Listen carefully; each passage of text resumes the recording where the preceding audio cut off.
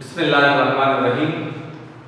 My dear students, today we are going to discuss physical properties of alkane from our second year chemistry book, chapter number 16. अक्सर हमारे पास students कुछ topics को ignore करते हैं, जिस तरह के बुक में सेकेंड ईयर केमिस्ट्री के बुक में फिजिकल प्रॉपर्टीज गिवन होती हैं, लेकिन हमारे स्टूडेंट्स वो पढ़ते नहीं हैं क्योंकि उनका ख्याल ये है कि ये छोटा सा टॉपिक है, ये बोर्ड के पेपर में नहीं आया। एक तो बोर्ड के पेपर में फिजिकल प्रॉपर्टीज से क्वेश्चन आते हैं, दूसरा वजह इसके छोड़ने का ये भी है कि बात हम टीचिंग के दौरान इसको इग्नोर करते हैं, लेकिन इससे बहुत मेजर एमसीक्यूज आते हैं। हम जब इसको पढ़ेंगे आपको ये क्लियर हो जाएगा कि वाकई छोटे छोटे टॉपिक इग्नोर नहीं करने चाहिए, बल्कि उसको अपने बुक में हाईलाइट करने चाहिए। तो प्यारे बच्चों, आते हैं फिजिकल प्रॉपर्टीज ऑफ अल्केन में। सबसे पहले फिजिकल स्टेट ऑफ अल्केन। सबसे पहले तो फिजिकल स्टेट का हमें पता होना चाहिए। फिजिकल स्टेट ऑफ मैटर कितने हैं? तो physical state of matter basically हम 4 डिस्कस करते हैं: गैस, लिक्विड एंड सॉलिड। और एक आयोनाइज्ड स्टेट ऑफ मैटर भी है, 4th वन, जिसको हम कहते हैं प्लाज्मा स्टेट और आयोनाइज्ड मैटर या स्टेट ऑफ मैटर। नाउ अब हम आते हैं अल्केन की तरफ। तो अल्केन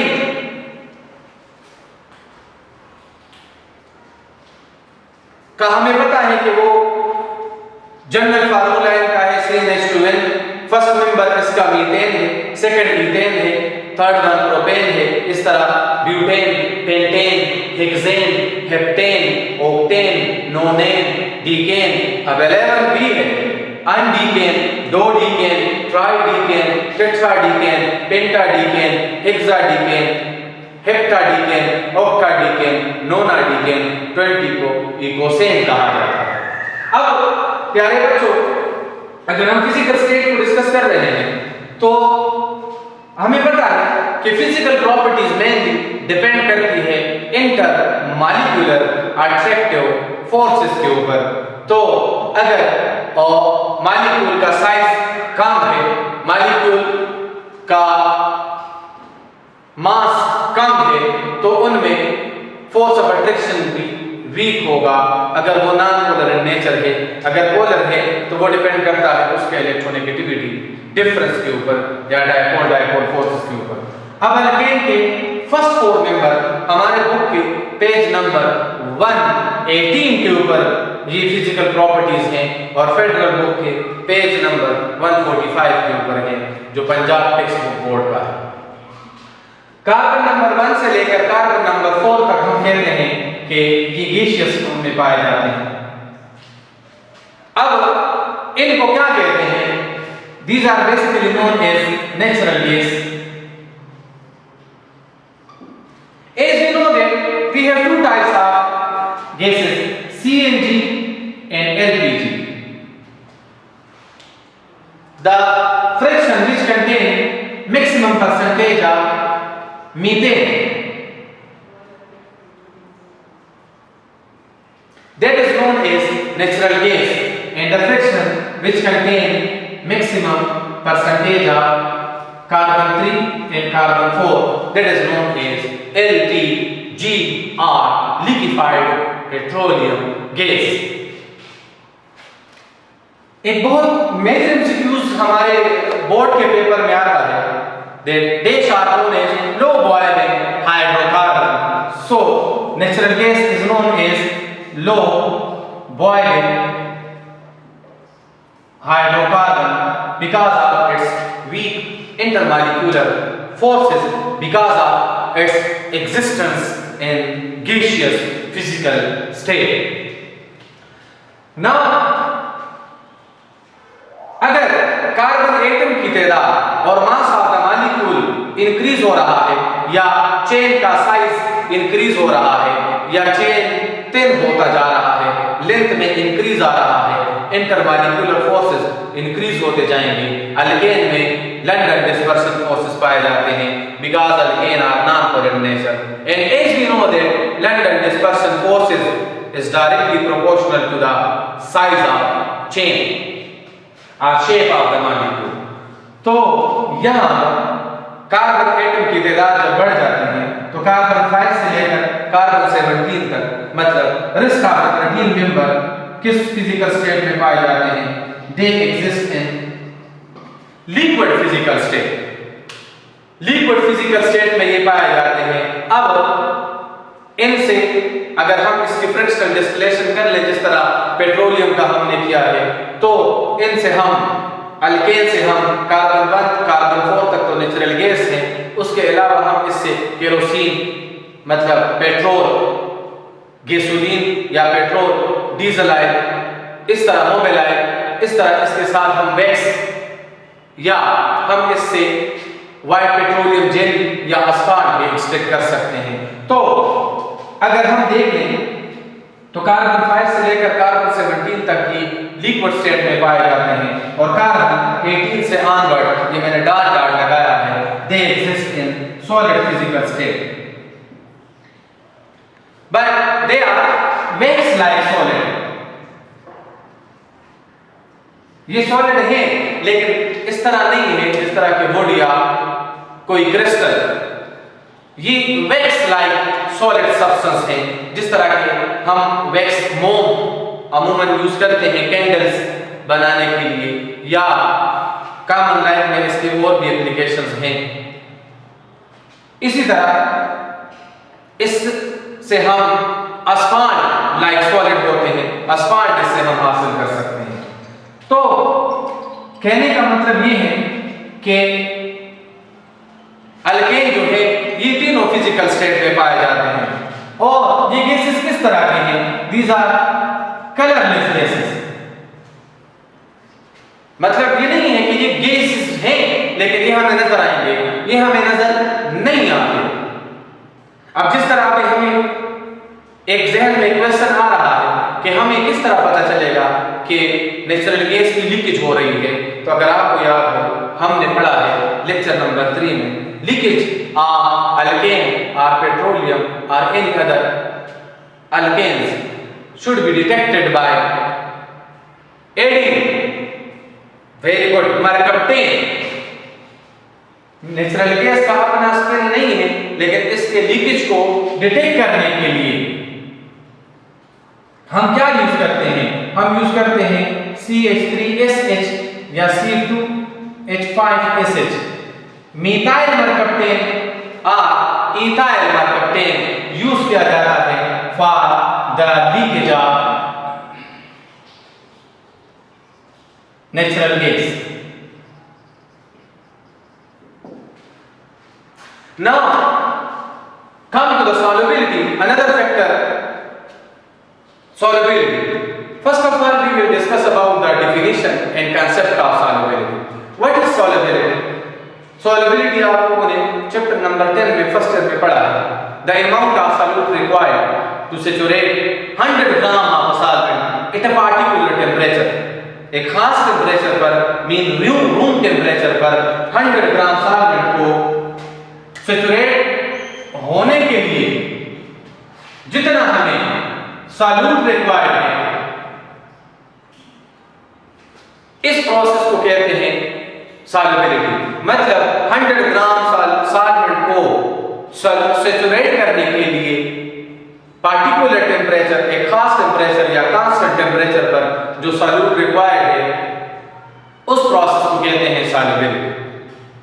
मतलब सॉल्युबिलिटी स्टॉप हो जाती है जब सॉल्यूशन क्या हो जाए, सैचुरेटेड हो जाए, मतलब जब इसमें मजीद सॉल्यूट डिसॉल्व ना हो जाए। टेम्परेचर के चेंज करने से सॉल्युबिलिटी फिर मुतासर हो सकती है लेकिन मैंने कांस्टेंट टेम्परेचर की बात की ना। अल्केन क्या है? अल्केन का क्या नेचर है? So alkane are non polar in nature, they have London dispersion forces. इसी वजह से इनके लिए जो सॉल्वेंट होगा वो भी क्या होना चाहिए? This should be non polar in nature. मतलब हमारे पास है बेंजीन,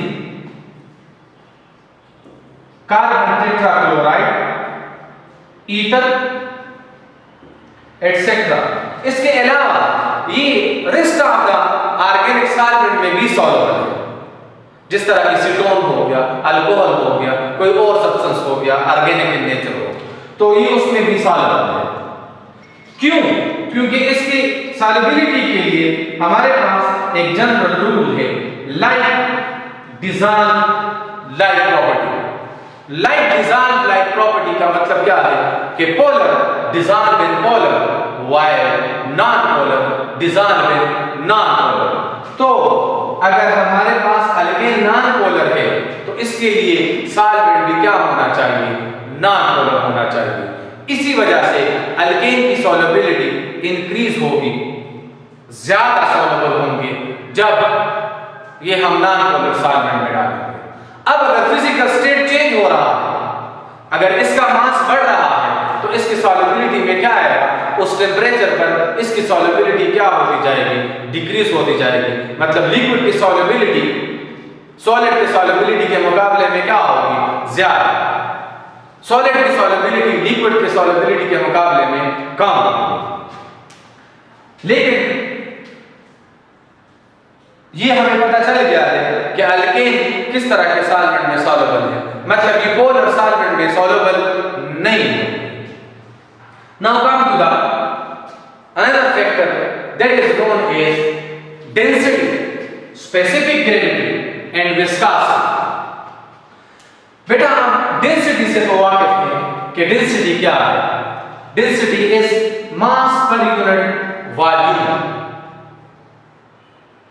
या इसका यूनिट क्या है?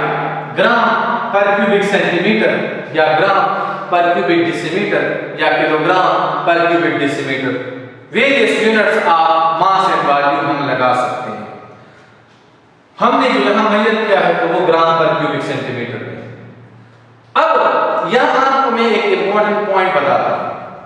जिस तरह के हमें पता है कि गैसेस कितने फिजिकल स्टेट में एग्जिस्ट करते हैं? एक ही फिजिकल स्टेट। हाँ, हम उसको कन्वर्ट कर सकते हैं लिक्विड और सॉलिड में टेम्परेचर कम करने से। तो इसी तरह अल्केन तीनों फिजिकल स्टेट में एग्जिस्ट करते हैं। लेकिन अगर हम मीथेन ले लें तो मीथेन को भी हम सॉलिड और लिक्विड में कन्वर्ट कर सकते हैं if we decrease the temperature, जिसको हम कहते हैं लिक्विफिकेशन ऑफ गैसेस और सॉलिडिफिकेशन ऑफ गैसेस या सब्लिमेशन।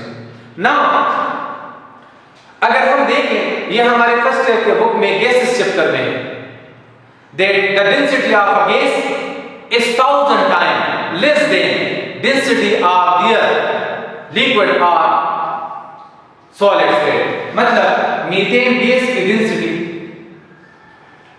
क्या होगी? लेस देन होगी। किस चीज से?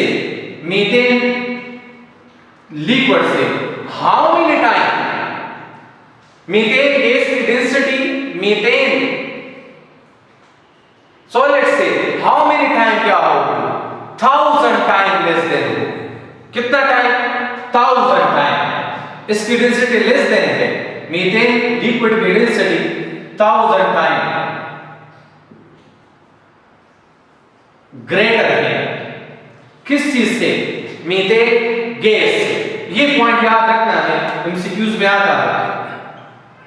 The density of a gas is 10 times less than density of their own solid and liquid state। तो इसका मतलब क्या है? इसका मतलब ये है कि अगर हम देखते हैं कार्बन नंबर 1 से लेकर कार्बन नंबर 4 तक, तो ये गैसेस ही हैं, लेकिन मास इनका बढ़ रहा है। जब मास बढ़ेगा तो डेंसिटी में क्या आएगा? इंक्रीज आएगा। तो अल्केन की डेंसिटी क्या होनी चाहिए? Carbon 1, carbon 2, carbon 3, carbon 4, carbon 5 and so on. Methane, ethane, propane, butane, pentane, hexane, heptane. Density का ग्राफ इसका किस तरह बनेगा? यूं बनेगा।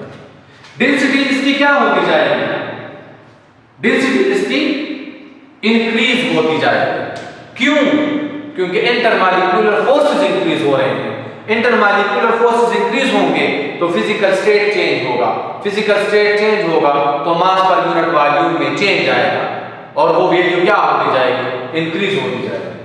अब एक टर्म मैंने यहां लिखा है, शायद आप लोग पहली मर्तबा ये सुन रहे हैं, स्पेसिफिक ग्रेविटी।